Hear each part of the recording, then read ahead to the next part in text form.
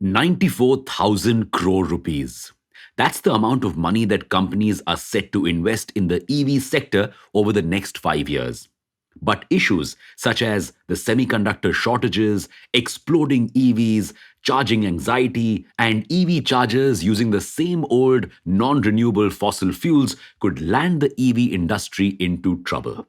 However, with 21% of global carbon emissions coming from the transportation sector, green vehicles are the need of the hour. But green vehicles need not necessarily be EVs. Today, we look at other possible substitutes that could be an exciting alternative to the very hot EVs, quite literally. Welcome back to Revolution Read On, a daily podcast where we break down one story from the world of business and finance. Click on the subscribe button to never miss an update from us. Here's your story for today.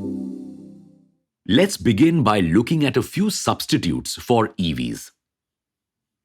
Hydrogen. One of the most popular alternatives to EVs is hydrogen powered cars. There are several ways hydrogen can be used to power cars. One way is through hydrogen fuel cell vehicles. These are just like EVs, but instead of using lithium ion powered batteries, they use hydrogen to produce electricity. The second way is using hydrogen as a fuel instead of using fossil fuels.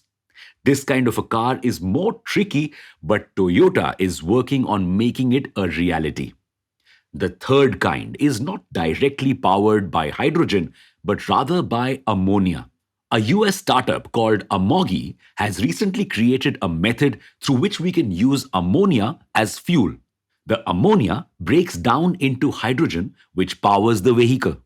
But why ammonia? Why not use hydrogen directly? Well, because creating green hydrogen is a very difficult and costly process.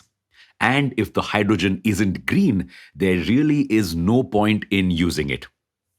Ammonia, on the other hand, is super easy to produce. In fact, it is the world's second most produced chemical. And the company aims to pitch ammonia as the perfect solution for farm vehicles to go green. The agriculture sector right now cannot really adopt EVs because a lot of farmers need to use their tractors for hours on end in acres and acres long fields. They cannot afford to run out of charge in the middle of the field. So, electrifying these vehicles isn't really a valid option. However, these ammonia powered cars will not only run longer than EVs, refueling them is also easy as most farmers already use ammonia as a fertilizer. But problem number one, hydrogen powered vehicles are too costly right now to be widely accepted. Problem number two, if hydrogen escapes into the environment through these vehicles, it can trap more heat than even carbon dioxide, thus increasing global temperatures. So, what are the solutions? Number one, more innovative tech needs to be built to ensure no hydrogen escapes. Number two, green hydrogen infrastructure needs to be created.